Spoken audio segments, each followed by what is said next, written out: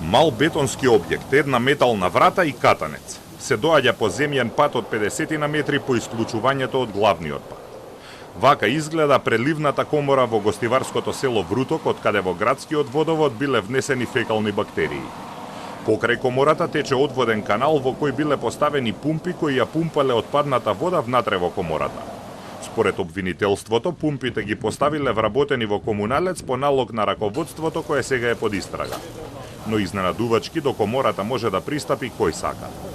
Во изминатата недела полицијата го обезбедува објектот по налог на обвинителството заради заштита на доказите, но вообичаено катанецот е единствената заштита.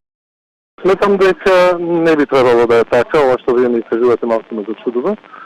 Едноставно треба да има обезбедување, се работи за обезбедување на објекти, затоа што овие објекти се навистина од витално значење и значат премногу за самото здравје и за безбедноста на граѓаните. Според обвинителството, пријавата дека загадувањето на водата доаѓа од комората во Вруток дошла од анонимни граѓани, а на социјалните мрежи пред 5 дена беа објавени снимки што ги направиле граѓани на кои се гледа дека пумпите работат. Тоа го отвора и прашањето за заштита на критичната инфраструктура во земјава. Кој и како може да пристапи до ваквите објекти, преку кои може да се загади водата. Сепак нема точна дефиниција што представува критична инфраструктура. Законот за критична инфраструктура, кој требаше да ги реши овие прашања, веќе 4-та година не е донесен од како беше изготвен предлог.